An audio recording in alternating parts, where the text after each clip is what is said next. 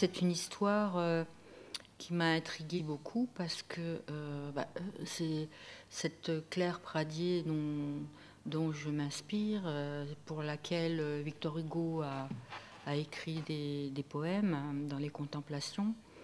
C'est quelque chose qui revenait souvent. Quelque part, ma mère était passionnée par cette histoire aussi. J'ai vécu dans un environnement de statuettes du sculpteur Pradier pendant des années. Quelque part, ma mère m'a fait vivre aussi au XIXe siècle. Et en plus, elle m'a appelée Claire.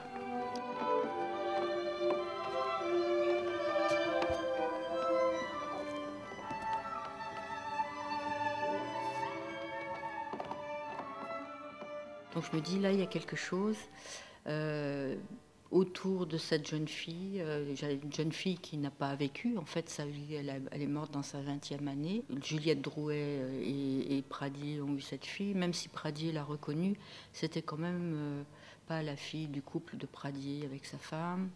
Et Juliette Drouet, elle était toujours avec son Victor Hugo chéri. Donc, quelque part, cette jeune fille, elle n'est pas beaucoup sortie de l'institution pour jeunes filles dans laquelle elle était. Et voilà. Et donc, quelque chose comme un petit fantôme familial qui se baladait là. Et on sentait, je sentais qu'il y avait des espèces de silence autour. En tout cas, on n'en parlait pas. Moi, je l'ai découverte assez tardivement. Voilà. Et donc, j'ai eu envie, quelque part, de lui donner une place.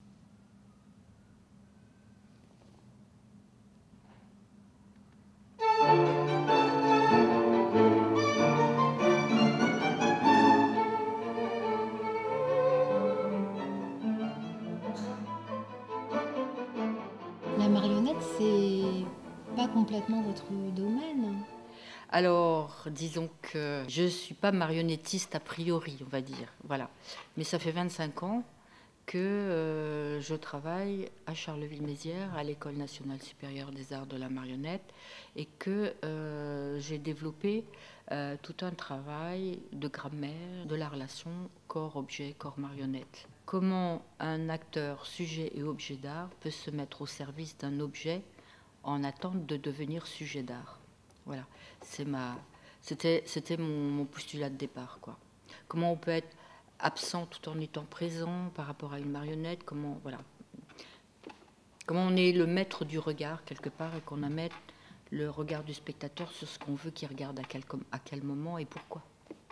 Voilà. D'ailleurs, dans le spectacle, il y a cette marionnette, mais il y a aussi beaucoup d'autres éléments tels que, en effet, les voilages, la vidéo, la scénographie. Il y a tout un ensemble qui participe en fait de ce travail autour du corps et de l'objet.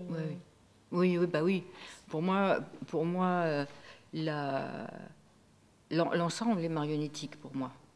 Même si certains puristes de la marionnette trouvent qu'il n'y a pas assez de marionnettes, mais pour moi, la manipulation du voile, la manipulation de la vidéo, moi-même je suis manipulée par la vidéo à un moment donné, elle m'envahit, il faut que je joue avec ça, en fait, elle me manipule, quoi.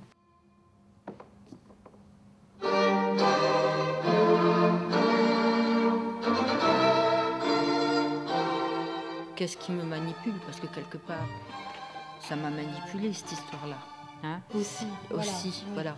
Et comment, finalement, pour moi, la marionnette, c'était une manière de animer l'inanimé, donner vie à cette jeune fille, mais c'était aussi, quelque part, repérer ce qui m'a manipulé,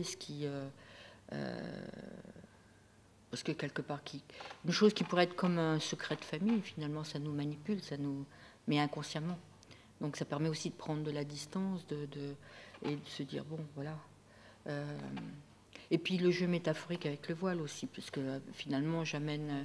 il y a beaucoup de recouvrements que finalement je retire, finalement, et que je transforme métaphoriquement en espèce de grand personnage qui m'envahit aussi, qui m'engloutit, et dont je dois sortir, en fait.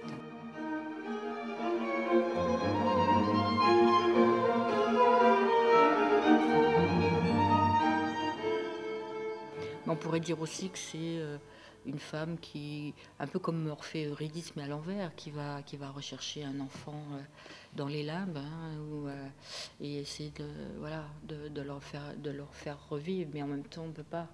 Hein.